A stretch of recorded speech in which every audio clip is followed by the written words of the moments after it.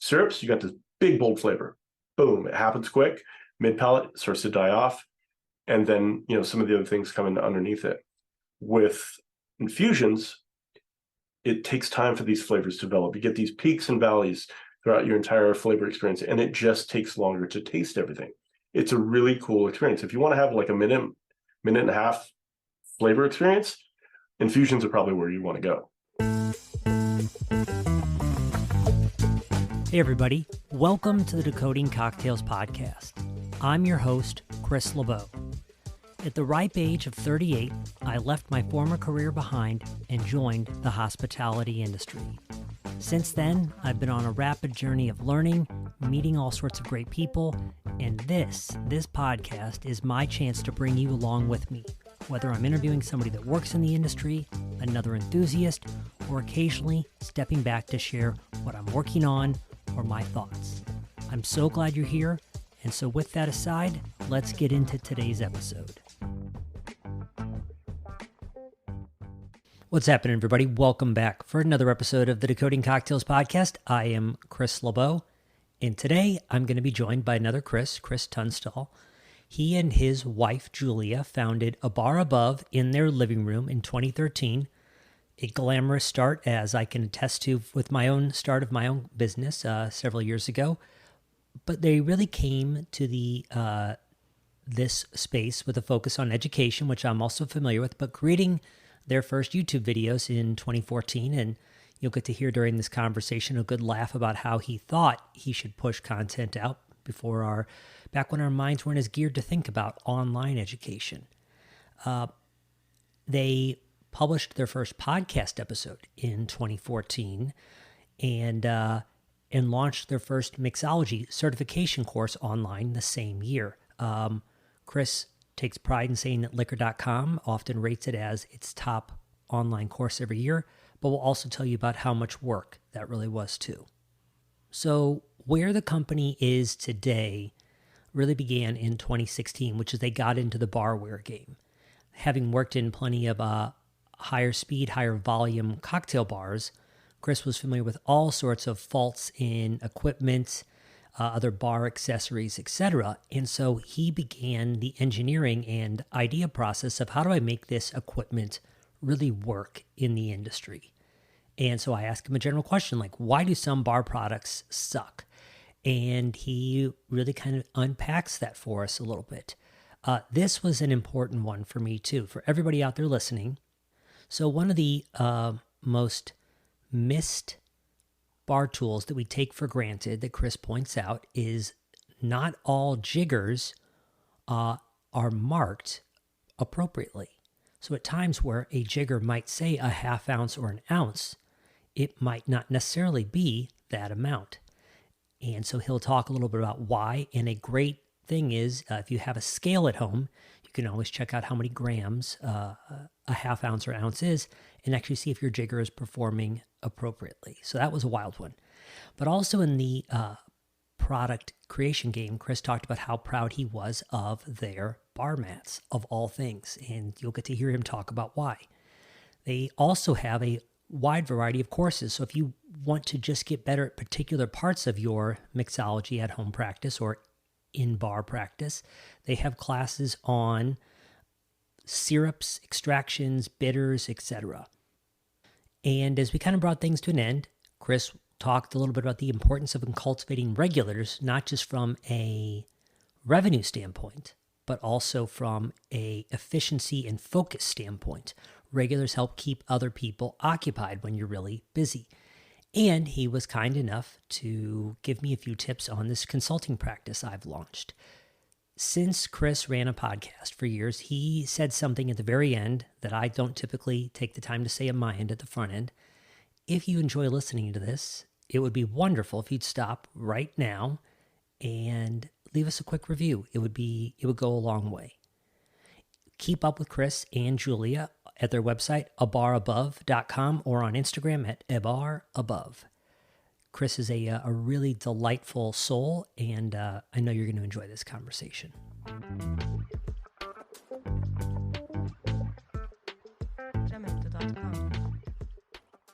Well, Chris, I certainly had the chance to do some fun research and having listened to your podcast and whatnot for a while, I'm excited for this. Like, I think so, for my own journey, having really gotten started professionally in mixology, like a little bit under 4 years ago, certainly remember a bar above being one of those first sites that I ran into and whatnot. And I guess, you know, where I'd love to start, because the tools that you have created have certainly been a big part of are the driving force of a bar above these days. But for a lot of people out there still, they see a cocktail shaker, they see one, they're all the same. And yet so often when I'm in people's homes or businesses, people are thinking of that cheap uh cocktail set, that's often comes with a cobbler shaker at home. And when they get cold, they just fuse shut immediately. So being a guy who's operated in the barware space, what is it about cheap tools that suck so bad? I know you've talked about breaking a bunch in the middle of the shift, but tell us about engineering them and why do crappy tools suck so bad? This is a great question because this is where kind of a bar above started, was a lot of frustration, like my own personal frustration, both, with professional development and professional equipment. So this is a great question, and I'm not sure how long this podcast is going to last, but we could go on for days on this subject. So first of all, Roll I think with one of it, the questions please. sounds good. All right. So you mentioned kind of like the beginner set and the beginner equipment and the cobbler shaker in particular. And it's a great launching spot. Like with any hobby, if you're just getting into it, you don't want to invest in really quality tools until you know you're going to be doing it for a long time. So when you find these 40-piece, bar sets on Amazon for $25, it's probably going to check that box, right? You're going to take it out for a test drive. You're going to start to experiment. You're going to see if, this might be something you want to do. But just like with any hobby, as you start to progress and you start to hit, the limits of what your tools can do, it becomes a pain point. It becomes very frustrating. It becomes more work to make cocktails than the enjoyment that comes out of it. So when we, especially on the hobby side, or kind of at the home bartender side, there's certain limitations that those tools can provide. For example, the jiggers, they don't have a lot of measurements, if any. So the limitations you already have are pretty, you're guessing at this point. And at that point, why even have the damn tool? And so with the cobbler shaker, the biggest frustration, as I'm sure everybody can relate to, is when they just freeze shut. And then you can't get into the cocktail that you worked so hard to make. And, if you're entertaining, then people are looking at you like you don't know what you're doing. And then you got to figure out how to open the damn shaker. I remember I got a cocktail shaker from a really reputable company 3 years ago, a cobbler shaker. It's still frozen shut. I can't get the damn thing open. So I was like, all right, man. But the reason for it is a lot of these companies, they're there to make money. They're not there to support the hobby. They're not there to invest in learning more about the craft. They're there simply to make money. So they're looking for the cheapest products, and they don't care how they function as long as they get the sale.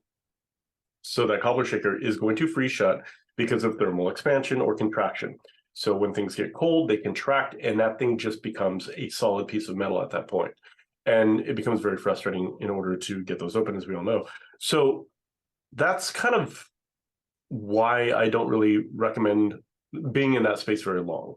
We don't operate in that space. We always do professional grade tools because I just find it frustrating. And if I'm going to sell to my younger self or a professional bartender coming up through the ranks, I want to ensure that they get the best quality tools that they possibly can. So that way it works fast and they have a great experience making cocktails and they look good doing it too. So yeah, there's a lot to unpack on really terrible bar tools. There is, and you used a term in a recent conversation you had with Phil Duff that I enjoyed. Mm-hmm. Points of failure is a term that kind of helped me actually kickstart my how I think about mixology. But you talked about with regards to how equipment being manufactured and the flaws often in it. So, you talked about that with certain even more traditional Boston shakers, that there are pieces that, again, especially for tools that are being uh, beat up in a bar, where they're most likely to break down first. With the two-sided Japanese jigger that we look at, you talked about how that they are often spot welded in a single place, and just with a bar being a rugged place, it doesn't take a ton of force for them to split apart. So it Right. seems like for you, you know, and this is where, you know, the frustration and whatever I'm thinking of is like the mother of all invention. But you kind of Mhm. looked at like what makes these tools not hold up and really Right. brought that there. So as opposed to a spot weld for what we might call a Japanese style jigger, uh, you guys are kind of like better sealing it around or with your Boston shakers. And so these are the things that are going to ensure that that these things aren't going to break down on you mid-service. That you guys have kind of thought about like that you talked about there's a precision of manufacturing at times that if you don't hold the manufacturer accountable to. Yes. So I don't expand on that in whatever direction makes sense because yeah, I loved hearing all of that.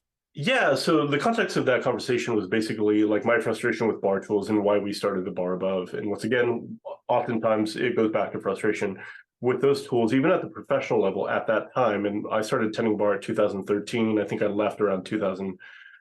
I don't even remember what year it was. But you know, there was a lot of companies out there that were producing really fantastic, really beautiful barware that didn't exist before or we didn't have access to. But the things that I found frustrating was if it was, you know, those companies that were producing high-end tools, their customer service was terrible. And for an industry that is really steeped in customer service, I became very frustrated with that. So that is the point of a bar above that we always lean into, you know, we support our industry, we really have great customer service. But when it comes to the functionality of the bar tool and the overall durability of it, you know, if I'm if I'm three deep in a Friday night and my jigger splits on me, that's bad manufacturing, that's bad product. And it's a point of failure. So when we design tools and we look at bar tools, we think, and I have a lot of experience in high volume, so I know where all these tools fail. So if we produce a tool that will fail and has those same tendencies, then I've done something wrong. It's really terrible customer service on my end to put a tool out into the world that's going to have the same problems. So even though our tools may look like every other tool out there, the bar tool, I guarantee you once you hold it and once you look at it, and once it's explained to you, there's subtle differences that really make a huge difference. So the Boston Shaker, for example, and I'll talk about the jigger in a second here. Whenever you look at a cocktail shaker, a Boston Shaker, on the bottom, there's a weight. And there's like three little dots on the bottom. And that is the only spot weld that is holding that weight to that shaker. And there's a couple reasons why they have the weight on there. First, it creates rigidity in the overall shaker. So instead of bending and flexing the metal, it's much more rigid. And it just adds a nice weight for an ergonomic feel. But the point of failure on those shakers are where those three spot welds are. It is not sealed from the outside environment. So water gets in there, it rusts, it corrodes. It's kind of gross. You throw it through the washer, it's going to get really kind of gnarly looking underneath there. And when that weight falls off, it's unusable. It is so gross and so disgusting that if a customer sees you on that using that shaker, it's trash. Like you're not going to get a tip and it's going to leave bad reviews. So you have to throw it away. So with our shakers, what we do is we weld that weight all the way around. Water's not going to get in there, and I guarantee you this thing is never, ever going to fall off. Like if it ever falls off, you have to send it to me, and I will put it in a museum somewhere, the Bar Above Museum that doesn't exist. But it enhances the durability. Like you have two layers of metal in here, right? And it's not going to fall apart. When we first released our shakers, the story I tell quite often is we have a weighted and unweighted shaker. So the large shaker is weighted, welded all the way around, and the smaller one, the cheater tin, is not weighted. So there's no weight, it's just a piece of metal.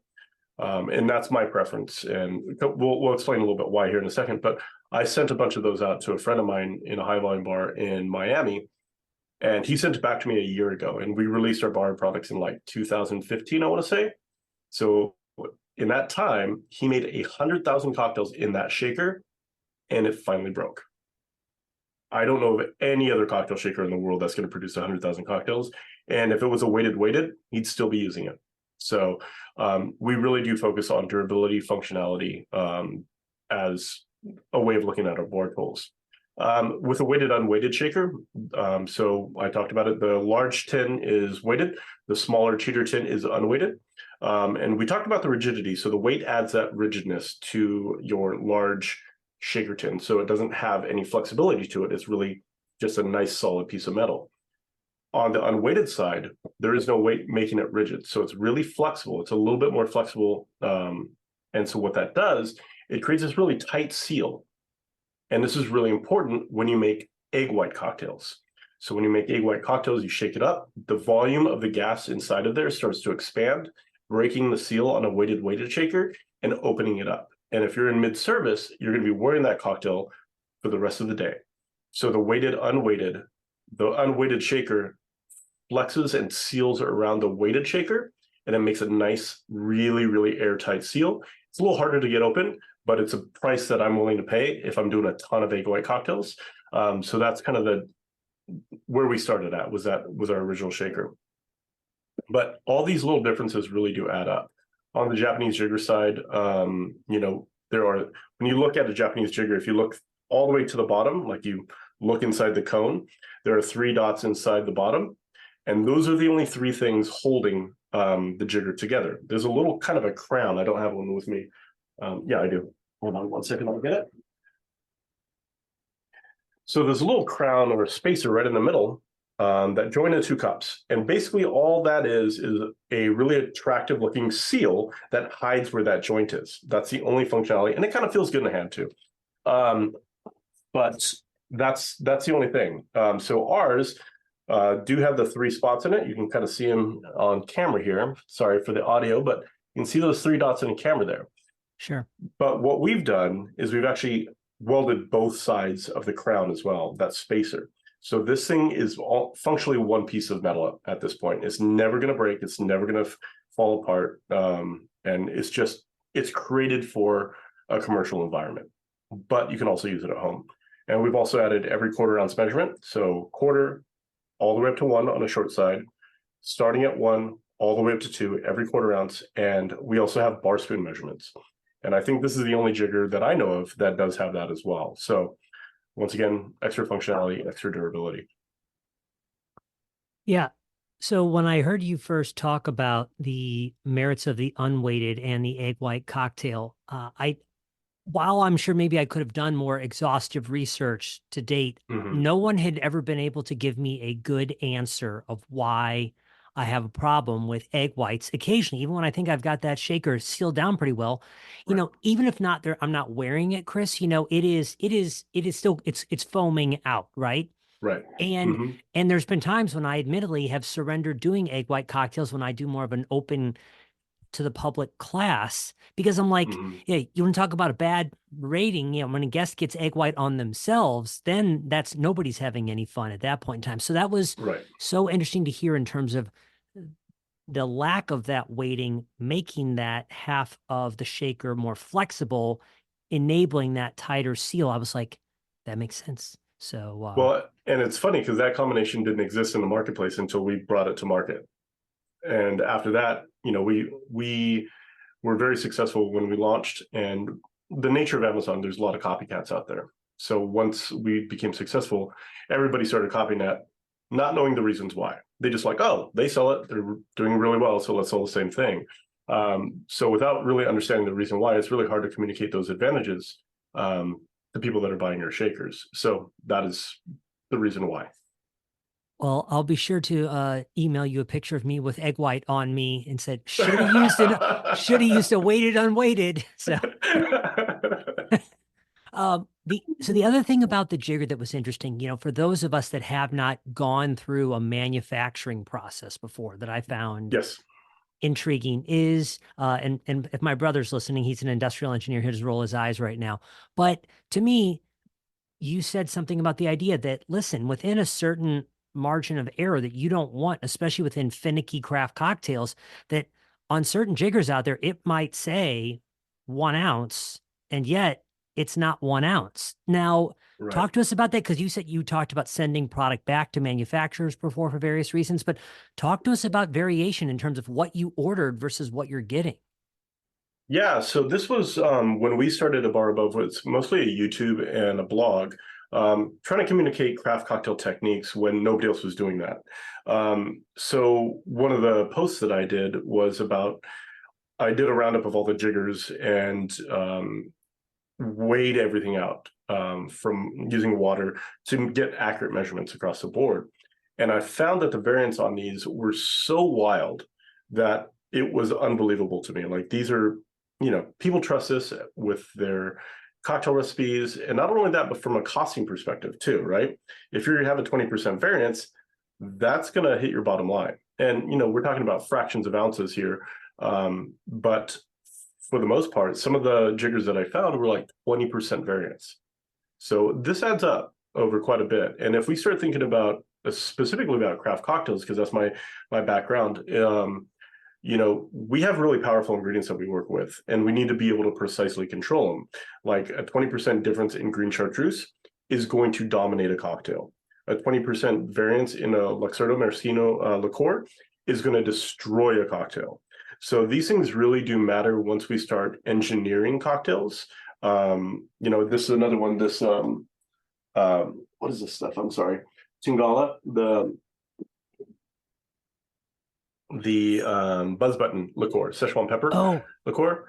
This is powerful stuff, man. So like all this small variances are really do have wild swings on flavors and profiles. And you want to be able to trust your gear. So if you have an entire crew running the same gear, then you have 20% over and you have 20% under. That's a huge difference as far as consistency, customer service, and everybody getting a standard cocktail. So this is kind of why I found that particular thing very frustrating. And that's why we're so fanatical about our tolerances. So we have less than a 5% variance allowance on every measurement across the board. And if they don't hit those tolerances, then we send it back. We won't allow it to come out because we know what it means on the end. Yeah. Is it something where at least, knowing that at times how the machines are in theory built that are creating this, or finalizing a product? I mean, as long as you test, if you get a run of say, 250 jiggers and you test one or two of them and they're hitting spec, are you worried about the other 248? Or are you like, as long as, they have their machine, calibrated properly, are you ever worried about the rest of a run, or does that seem like it's pretty consistent then, as long as that? Yeah. So, I mean, the other thing yes, I'm worried. I'm always worried about that, but we have a pretty large sample size as far as a production run goes. So, we are fanatical about our accuracy and just quality in general. So we're going to do a very large sample size of the production run, making sure that it's hitting its marks. And if product goes out into the world that isn't up to our standards, if somebody says, "Hey, man, this isn't right," send it back to me, and I'll send you a brand new one. Like, we're as fanatical as we are about quality, we are even more fanatical about customer service. So if there's ever any issue, if you reach out to us and our team, we will have something in the mail probably the next day. So it's something that we take very, very seriously. Mm-hmm. So I mean, it seems like you certainly take this very intensive pass, which I found really exciting to kind of hear you expound upon in this way. And, heard you talking about like, improvements to the Lewis bag and whatnot, but are there, so I had written down, I wanted to talk about speed pours, like in terms of why shitty ones suck so bad, but like, are there the tools where you feel like you have made the biggest leaps and bounds improvements on the market? And I know you've put like 80 products into the market, so I don't want to make you rack your brain too much, but like, are there things where you're just like, this is so head and above the competition, because it seems like you're always looking for that edge. Yeah. I think there are a handful of products that just really do shine in our portfolio, and I'm exceptionally proud of. And we always reiterate, so we never rest on our laurels. For example, the coatings we do now are different from the coatings we launch with, because now the coatings that we have here are dishwasher safe. So we always take a look at what's out in the industry. How can we improve? How can we take even existing bar tools in our catalog to the next level? Recently, we added a bar spoon measurement to our jiggers that didn't exist in any other lineup we had before. So we're constantly improving the things that we already have. So, as far as the things that really do shine in our portfolio, the cocktail shakers, in my opinion, are some of the best in the world. If you buy our cocktail shakers, you will probably be handing these down to your grandkids, and I'm not exaggerating. Like, they're just that good. The jiggers, I think, kind of speak for themselves. I think the quality of them, the functionality, and the differences that we have are really great. I think one of the ones that really surprised me is our bar mats, because we I have a lot of frustration with bar mats. Specifically the really cheap ones. So they're usually thin rubber, and they never lay flat. And this matters when you're doing high volume service. You put a martini glass on something, and it's not flat. It's going to tip, and you're going to have to make the cocktail again, and all that. So our bar mats are food grade silicone, first of all, and they're heavy AF. They are so heavy. I remember we got a shipment of bar mats in, and it came in a delivery truck, and the guy used a pallet jack to lift. It's not even a full pallet. It's like a quarter of a pallet of these bar mats, and it broke the damn jack. They're just so heavy.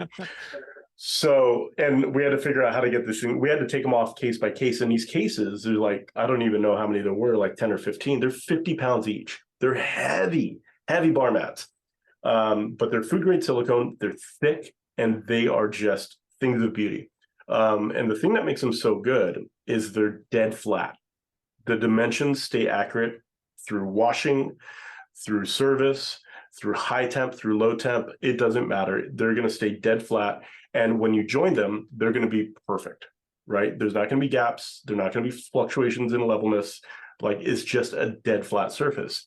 So that has been a kind of a product that just has absolutely surprised us on kind of the uptake in the market. And I'll be honest, I didn't develop that one. My wife did. And she's like, I think there's a need for this. And I'm like, all right, nobody's going to spend $40 on a bar mat. We sell them all day long. It's incredible. And when I look at the reviews on Amazon, people are using them for the most random things, and I absolutely love it. It's so cool. I do remember I'd written down, yeah, it said that to my asking that question on the website, it says the best dang bar mat in the whole world. And I have certainly had them tear before when they're sticking, to, a surface or whatever. And yeah, and especially, I don't work in as high volume of a situation at all. But for people that, once you're moving, you don't want to be stopping. That's really cool to hear. And yeah, the only downside was it's like, the product costs $40 and like, yeah, like the shipping on that. Yeah. But anyways, but the good news is for them, for a bar, I'm sure it's looking at that as a one-time maybe not a one-time, but a very infrequent expenditure. I think it's probably a lifetime product if I'm guessing. Like, especially at home, you're never going to buy one of these again. You'll probably buy multiple of them, but you're not going to get rid of it because something bad happened to it. And I would imagine the same thing in the commercial setting. They're just that good. I remember during a photo shoot of this, I had this crazy idea, thinking about infomercials and like ways of like really portraying the quality of these things. So I have a big Ram truck, a 1500. So I just parked on it.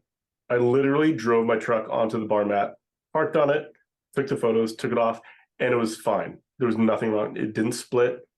It didn't do anything. It is so durable. It's absolutely incredible. So yeah, that's definitely one of those kind of unicorn products for us, for sure. Well, that's certainly it. It's not the bar above shaker. It's like, this bar mat was handed down to me by my. Kind of, yeah. It's wow. pretty incredible. Yeah, and so at this point, I know you also. I remember hearing you talk about that. Obviously, you got into this to make better products for industry professionals, but really, the pandemic, things that brought my work to life in a way, also really brought a lot of enthusiasts at home. And so, yeah, like at this point in time, I mean, is there a way you think about your sales? Obviously, the enthusiast market is so much bigger than the industry professional, but are the sales just going everywhere right now, or how do you think about like how your business splits out at this point? Yeah, so we find that the majority of the people that buy our tools, they're kind of all over the place, if I'm being honest. There's a lot of industry professionals and there's a lot of enthusiasts. And I think when we set out to kind of design the bar tools is the way I thought about it was, if you see your bartender using our tools, it kind of has this halo effect, like it's industry approved kind of scenario. But when we started launching on Amazon, we just took off. I mean, it's the biggest marketplace in the world, and we sell a lot of our product through Amazon. So I think by the nature of that, people that do work in bars and restaurants do have access to us through our website and through Amazon. But the enthusiast market is just, to your point, just so much bigger. And so just by the sheer size of it, the makeup of our customers definitely tends to go more on the enthusiast side. Mm-hmm, mm-hmm. Final equipment question at least comes to mind. If there's anything Yeah. we haven't touched on, let me know. So as someone's getting started, and I'm sure this could be reflected on the sets that you guys also have available, but for someone, more particular, I'm sure at home, who's probably like more just like, hey, it looks like I probably need something like this. What are the tools that you feel like make the biggest difference in someone kind of moving from okay drinks to pretty darn good drinks in terms of for someone that's ready to begin to level up? What are the things that Mhm. they're not going to regret investing in? Yeah, and it really does depend on what the style of drink they like to make, right? That's Because fair. if you're making a sour style cocktail that has, fruit and acid and all that stuff, it's going to be a very different equipment profile than somebody that's more old fashioned, more Negroni, more Manhattan.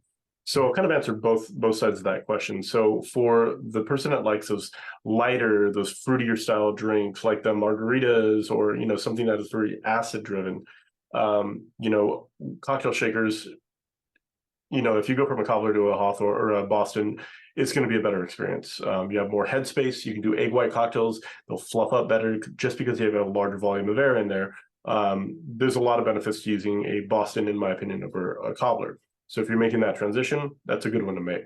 And you can also hold more cocktails in it. It's a better cocktail experience. The jigger, no brainer. A good Hawthorne strainer, like all these things really do matter. So I think, all those things can really help. The fine strainer that we have, I think, is really, really unique and really helpful as well. And this is all about those final touches, those real finesse touches that may not be perceptible, but do make an impact on the cocktail. So that you can pour 2 cocktails through it at once for the large one. The small one will do it individual. But it is about separating the pulp out. It's about creating this nice velvety texture for shaken cocktails and keeping the arch shards out. So it's a nice, consistent, uniform drinking experience. So that's a really good product. And most likely, if you're a home enthusiast and you're just getting, leveling up your gear, that's one you probably don't have in your arsenal. You may have something you're using, tea strainer, colander, whatever. But a purpose-driven cocktail strainer is really, really, really helpful for that kind of stuff. And it really depends on how deep you want to go Sure. with that. Bitters bottles, atomizers, smoke machines, you name it. You can kind of go go down a rabbit hole if you want to. On a stirred cocktail set or a side, a mixing glass, it just makes the experience of making a cocktail so much better. And it looks cool. Like if you're entertaining, you're earning points on the presentation and the care that you're putting in that cocktail. People are going to consider you pretty good at making cocktails just by the experience they get from watching you make that. A proper bar spoon, a strainer, all these things really do help with kind of that zen of making a cocktail, the ritual of making a cocktail. And I think those would be really, really great pieces to add into any collection. And jiggers are just a workhorse. So if you get a high quality jigger, you can use it for stirred, you can use it for shaken, you can use it for we have a milliliter jigger and I use it for medicine for my 2 kids. It's pretty Yep. great. Ne Never have I ever used a jigger for medicine. Yes, I Right? have. Yeah, yeah, Exactly. yeah. For Yes. real. For real. Yes, 100%.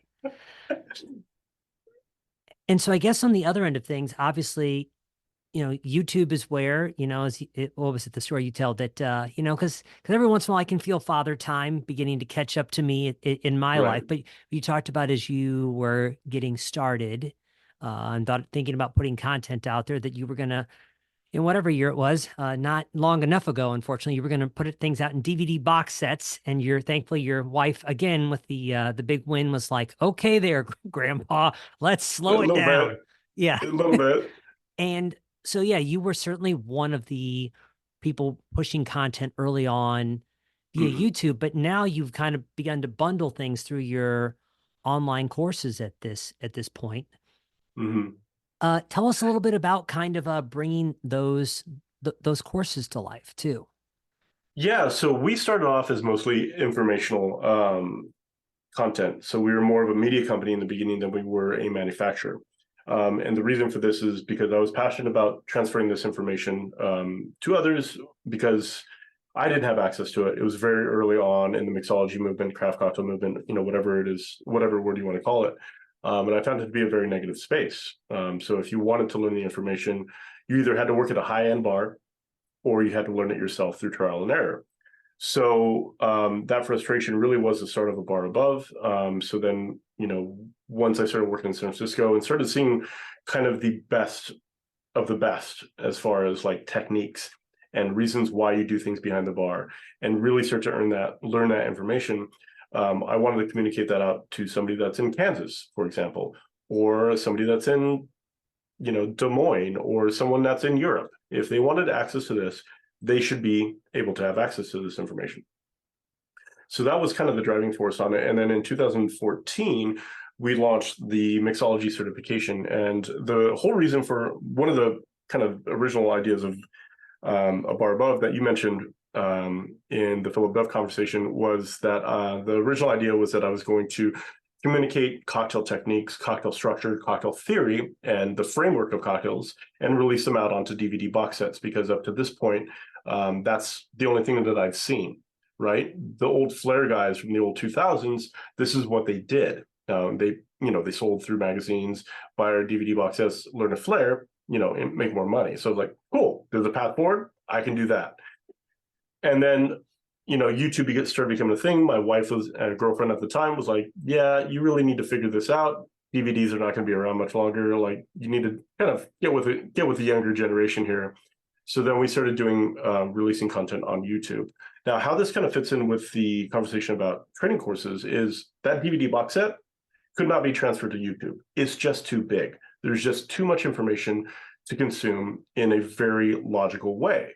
So you just can't have playlists.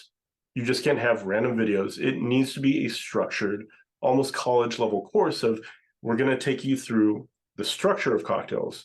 Now we're going to show you the techniques that can be applied to cocktails. Now we're going to show you cocktail families. And all of a sudden you have access to, like, this is the skeleton of making any cocktail that I can imagine. That just can't happen on YouTube. So then we launched the mixology certification, I think it was in 2014. And it almost killed me. Like, I am exaggerating, like physically it didn't, but creatively it was very demanding, because it took a year out of our life. Every week we're releasing the next module, and it's a 9-week course. So if you take it at a respectable rate, you really learn the information that's in that. I recommend a 9-week pace. There's homework after every module or every lesson to really develop your tastes, and to kind of cross through that I'm consuming things on TV versus I'm consuming things in person, flavors, developing my palate, developing my physical skills. So there's a lot of homework that goes after that. So yeah, we launched in 2014, and it was to get that kind of framework out of my head and kind of check the box on the DVD box set. And it has been very successful for us. I know liquor.com ranks it as the #1 bartender education every year for probably 5 years. So it's definitely something I'm very proud of, but it's dense, and it culminates in I think it's a 50 or 100 question final exam. I have to double check that. And you have to create 3 cocktails. You have to take one cocktail through 3 technical evolutions to create something that's never been created before. And so I used to grade that in person. Like, you send it to me through, through email, but now we have somebody on our team that actually grades every single exam and hands you a certification and a grade. So it is very, very intense, but I highly recommend it to anybody, especially if you're going to move up to a bar lead or a bar manager, or you're just really passionate about cocktails at home. This is going to teach you everything you need to know about creating your own cocktails. Like, I could walk into at the end of this, anybody could walk into someone's house that just has a random bar and make fantastic cocktails. Mm-hmm. Yeah, so first, as the iterations of this business, and kind of trying to figure out where my market is, I created a less comprehensive course myself, and but it still It was decent, but yeah, the skeleton, the framing, the shooting, the production did half kill me. So I know what you mean by that. It's It's hard work, the yeah. it is, yeah, like when you're looking at a final product and it was not a successful launch. I don't want to talk about it, only with my therapist. But anyways, it's uh but yeah, it's trying to get your ideas onto paper like that. So Mhm, I was curious, like, for kind of where my game is, and I really am going to have to like check out some of the more special edition ones you guys have put out recently. mhm, Going back to our term points of failure, and you kind of mhm, you were talking about maximum. I remember you talking about maximum flavor extraction. So, like, you have a course now on infusions, syrups, and bitters and tinctures and whatnot. mhm. Maybe since bitters and tinctures are less common, when you think about infusing flavor into a spirit or to a syrup, are there common points of failure or mistakes or things people aren't thinking about enough? I don't know if there's a way to synthesize this. They really want to know everything, take the course for sure. But like Mhm. any general common big mistakes people make when doing things like that. Yeah, I think there's a couple, and I think this was the whole point of kind of mapping out these courses to really pinpoint what effect each technique is going to have on a cocktail. So we went through three different flavor manipulation focuses. The first one was syrups, the second one was alcohol infusions, and the third one is bitters and tinctures. And we made, I think, 6 to 7 cocktails in every single one of them, but we try to keep 3 cocktails consistent all the way through the entire series to really showcase the benefits and the advantages and disadvantages of each one of these techniques so that anybody that got access to this information could really start thinking about this in advance instead of experimenting. So in general, it really is about what you're trying to create, the flavor profiles that you're trying to create in cocktails. So for example, one of the kind of takeaways that we had from this course is if you want big, bold, robust flavors that just hit you like a train, you're probably going to want to do a syrup. And this usually focuses mostly on fruit syrups, like even purees for this matter. Like you just want that big flavor, right? And so all that flavor happens in the very beginning of the tasting experience. It does lengthen it out a little bit, but for the most part, it hits hard, it hits fast, and then it goes away, right? So probably towards that mid palate, it starts to diminish. But when we started to do the similar flavors in infusions, those big, bold fruit flavors, those are a lot more subtle, right? Those are sugar-based flavors, and alcohol and sugar don't really interact that well. So they don't pull that same flavor that a syrup is going to pull. So what we saw is that the tasting experience was a lot more subtle, sophisticated, and a little bit less bold when it came to fruit, but like spices and teas and dry ingredients, man, that's where infusions really do shine.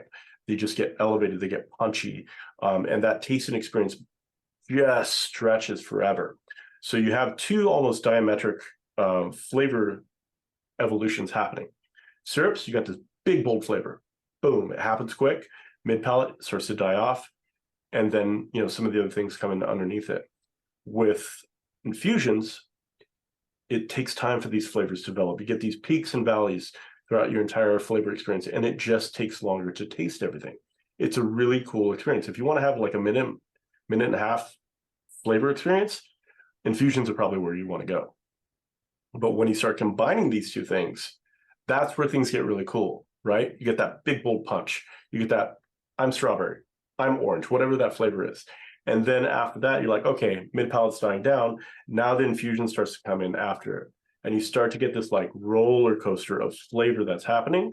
And it really starts to be the next level, right? This is where we take that last word, which is already a bomb cocktail. That thing has so much flavor. And now you can be more precise. You can start to really engineer flavors in the beginning. And then the last thing with the bitters and tinctures, this is your scalpel. This is, I want to insert strawberry. And it's not big, it's not bold, but it's there. I want to insert chamomile tea. I want to insert cinnamon. And so you have this really interesting tool set now in front of you from a flavor development perspective that unless you know what you're doing and have trialed these things side by side, you don't really think about, but now you can. So it really is whole new tools in the toolkit of creating cocktails, engineering cocktails with a really focused purpose. So that's kind of the main takeaways that we had from these courses. And there was some there were some cocktails in there that I've never had before that blew my mind. Mm. So I was pretty excited about that. That's exciting. And yeah, I mean, it is another call for me to certainly like definitely invest in it. But the idea of, just as you talk about all the time with cocktail theory or whatnot, like how to think Mhm. about this, right? Is I think Right. that the biggest thing, the average person, they're just they when they look at something, they're like, okay, what now? And a framework for how to begin to think about it in terms of, you know, damn near overwhelm? Are we looking for something more subtle and protracted, or, Right. very, very exacting? And Hmm. how to think about what are these ingredients for is great right there. Hmm. For the so I don't know if there's a good way to answer this too, but one of the questions I was like is, so for the mixology certification, so for a a lead bartender out there who is, takes this, at this point in time, and they work in a reputable enough bar, are there mistakes or overlooked technique for someone who is pretty capable at the job? Are there areas you often still find a room for improvement for people? Well, and it's all a personal expression, right? This is one of the things I love about cocktails and cocktail creation is it is about creativity. It is about exercising your own creativity with the skill set that you have. And so, in my opinion, it's just like drawing, it's just like painting, it's just like creating music. Everything is very personal. So, as far as like things that I see are wrong, I don't think there's anything wrong. Like, if you're gonna do this, do it. Awesome. I will support you. I'll be very happy with you, and I will drink your cocktails, and I'm sure it'll be really great. And I think it's more about like maximizing opportunities, right? So if you have this vision in your head, and this is kind of the frustration that I had when early on, is like I have these flavor combinations in my head. I know how I want this cocktail to hit. I can't do it, and it frustrates me, right? So then I'm like, okay, trial error, trial error, trial error, trial error. And I go through a case of vodka, and next thing you know, or gin or bourbon, whatever I'm experimenting with. And after that, I'm like, I got it. And so then I'm like, cool, I got this. But it as far as that goes, like when it comes to bartending and opportunities, I I I think it is just a reflection of the bar program, the skill set, and I really wish that more restaurants and bars really invested in education when it comes to developing these skills for people that are passionate about it. But on the other side of that, like for me, it's about maximizing money. Like when you are attending bar, that is your business. You have 6 seats, 12 seats, a well, whatever your space looks like. You have to think about maximizing your profitability for the amount of time that you're there. So I look at bartending as a business. So this is something I kind of talked about through a couple different podcasts, and it really is about being selective with your clientele. Like developing the right regulars is huge for making more money, right? Just if you can figure that out early, that's fantastic. If you have really social people that love to spend money, love to interact with other people at the get bar, that's a gold mine. Like you're never going to be slow. You're just going to have regulars pouring in all the time. So I really think that, developing skills with cocktails is great. Developing skills as a bartender is just going to make you more money. And I think that's where any advice I'd give to bartenders is just like, figure that out, man. Just get really good at developing regulars, working under intense scenarios, putting systems in place so that regulars can entertain each other. And you could still be three deep and still come back into the conversation, bounce in, bounce out. Like there's a lot of dynamics of bartending that if you figure it out early, you're just going to be making more money. Hmm. So another place that we're at right now in cocktails and have been for a while is, Mm-hmm. super complex builds and whatnot in terms of, things we're batching in advance or just things that are more labor intensive, you know, Sure. is, in terms of bars driving profitability, I guess there's a number of ways to do it, but are there, for bars that are more family restaurants who are looking over, the chasm at cocktails, I mean, at times made well, they're going to have great margin on them. So, I mean, in general, when it comes to, I would agree that, guests having a great time is going to lead to better tips, hopefully even more sales and all these things. Mhm. But, are there different paths you think about for suggesting bars drive more revenue, become more profitable, or and obviously each one is their own, but are there programs or formats you ever like to suggest people look at? Well, as far as like building more revenue into a bar, is that the question? Like how to increase sales, how to Sure. increase Sure. just how Yep. much money you're making? Okay. Um, it really depends on the cocktail program or the bar program or the food program. Like they have to mirror each other, right? And you have to be real thoughtful of it. Because if you're like a neighborhood bar, you're a dive bar, you're not going to be doing complex builds. You're not going to be doing a 14-step martini or, a 15-step, whatever you want to call it. It is all about creating that vibe, creating that environment, creating good, just, turn on, getting people in that door. It is about pulling people into your space, making a solid relationship, and giving them a reason to keep coming back, right? So it really is about the place, the bar, and kind of the focus of it. With fine dining, not everybody can go to a fine dining restaurant every night. Nobody, I don't want to do that, so that commitment and that kind of lift is going to be a little bit different from kind of that neighborhood bar that we talked about. The food has to pull people in. The cocktail program has to pull people in. There has to be a good reason for them to get there. And then, give them the best possible experience while they're there so that they will recommend it to a friend. They'll bring their friends, they'll come back, next time when they're in town or something like that.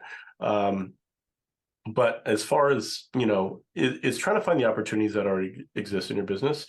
If you're three deep in a bar, there's a lot of opportunity to just make more money. There just is. Like, consolidating steps, making easier cocktails, draft cocktails, just recommending the easy, high volume cocktails when you're three deep at a bar, that's going to make you more money. Being able to multitask, take two orders while you're building one order, while you're cleaning a bar and presenting a check.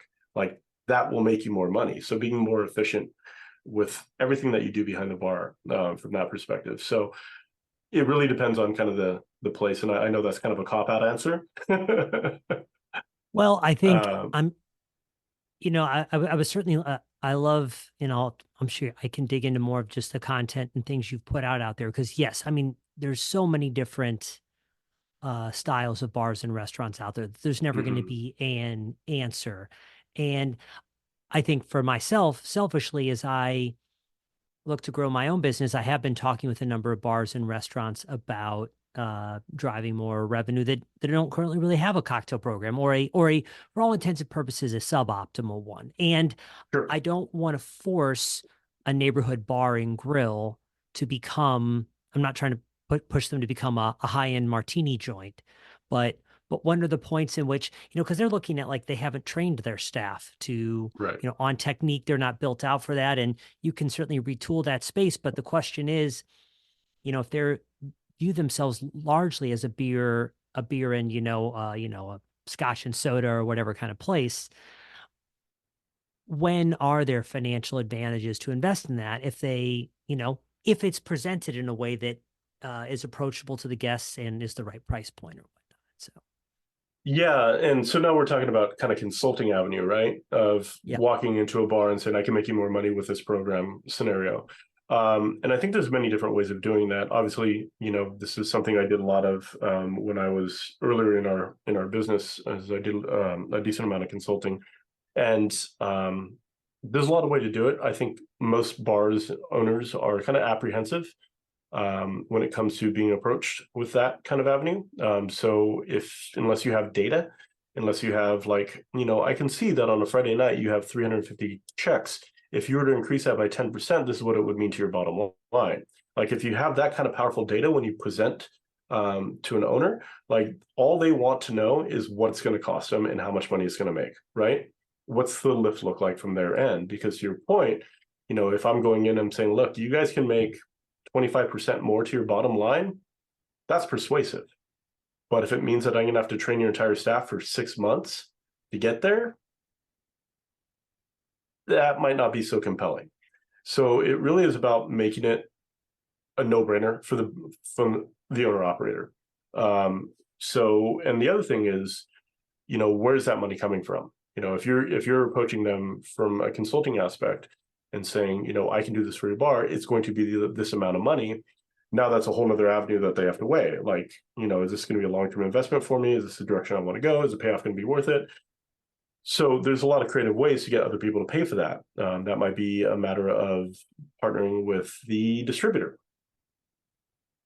that provides spirits to that bar or restaurant and saying, look, I have a good relationship with this distributor.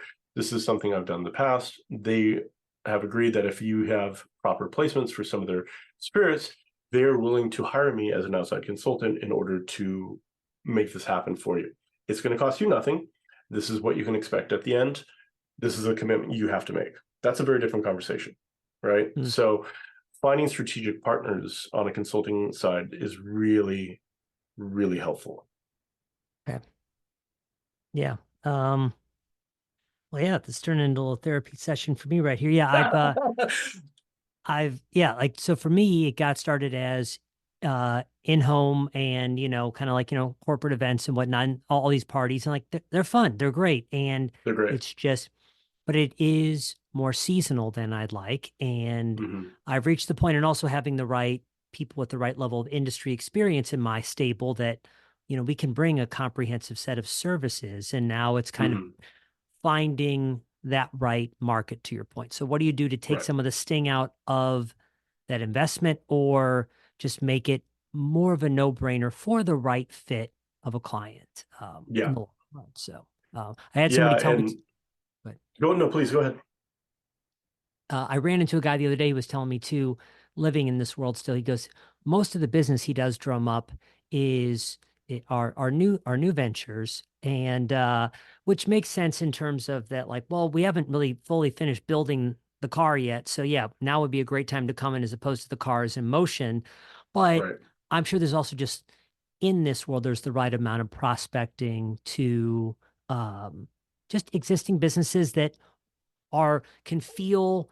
I've had several restaurateurs reach out to me who can feel the number of clients now asking for cocktails that weren't before, and that they can see the money disappearing, or they can Mm-hmm. just feel that their popularity is slipping, perhaps since they don't have a comprehensive offering anymore. Right. Yeah. And there's a lot of ways, there's a lot of different ways to approach this business of consulting. And there's a lot of ways in, and there's a lot of like different kind of angles that you can take with it. The setup side is a very, very big part of consulting. Like if you can get it on the ground level, that's the ideal scenario, because you have a lot of work ahead of you. Build out, training, product placements, talking with vendors, all that stuff. Is a really very, very different animal than like, I'm going to revamp your cocktail menu. So there's a lot of different ways into to an establishment. And I think once you're in, really over delivering on the value and building positive relationship with all the vendors that you interact with, letting them know that you exist so they can suggest you as a service is huge. Like word of mouth, if there's an incentive program that you can put in place of like, hey man, we get a contract, I'm happy to put placement for you in these restaurants. Like that's kind of the unspoken arrangement that most people have. And there's a lot of like even under the table shady stuff that restaurant bar consultants can do, which I always veer away from. But yeah, there's a lot of ways to approach this from a very strategic level as well. Okay. Well, thank you for those thoughts. I appreciate it. So for you guys right now, like, what are kind of your priorities going forward? What else should we cover about a bar above right now? What will be new in 2024? Oh man, we have so much planned for 2024. We are constantly doing product development. So like today I'm reviewing a bartender bag that we're creating and hopefully having out in summer.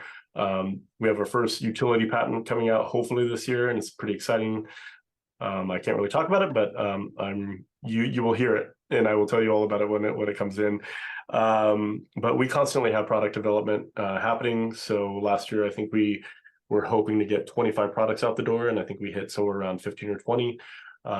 So it's just constant product development, constant education. So we have classes, that we're crafting all the time. So the next round, and I'm going to have to check to see if, this is still viable, but how to make liqueurs at home is another concept that we've come up with. So there's always something that we're working on. It's never a shortage. I think in 2023, when I started mapping out product development for the year, there was a list of 150 different products that we could potentially tackle. So there's a long runway of stuff to make, and it's never a matter of what do we do next. It's a matter of like how much can we do and how fast can we do it. So it's always exciting here, and we all work really hard, behind the scenes here at A Bar Above. So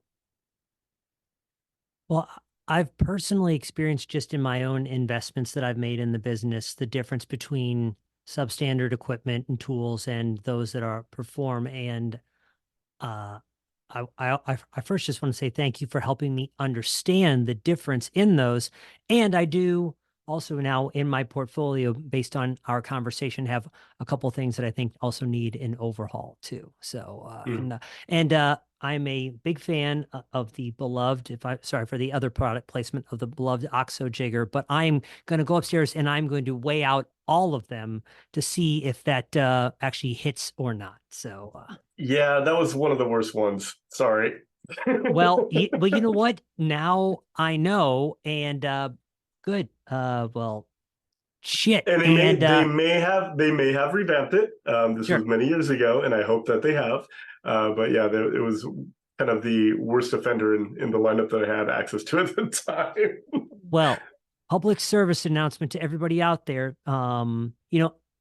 I watching a skilled bartender handle a Japanese jigger is just a skill that as a layperson coming in, I've not had to acquire yet as a skill. And like it's ergonomic, it's so easy to pour, and yet Right. if that shit is off. Okay, well, anyways, I have some homework to do. I am very glad I said that. So damn it, Oxo, you market yourself as all of our best friend. Right. Sorry, man. No. I'm glad you said that. I'm glad I said that, honestly. I'm gonna go throw these things in the trash now. I'm just kidding. Test them first, because like I said, I really hope they fix it. But yeah, definitely Yeah. test them. Thank you for your diligence in the space because obviously this is a level of investigation that cocktailing deserves. And yet at times, until somebody real actually dug in, we didn't realize things were even broken with things that it's like, oh, it says an ounce. Perfect. Great. So Right. thank you. Yeah. Where can this is all pretty easy. I think I know it all, but like give us the rundown on where people should go find all your gear and all your videos.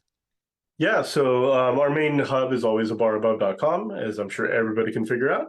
We're on YouTube. We're on pretty much every social platform there is. If you look for a bar above, you'll probably see my smiling face looking back at you. So sorry about that. But yeah, those are usually where you can find us. The education is over on the shop.abarabove site, as well as all the tools that we talked about and everything else that we're releasing.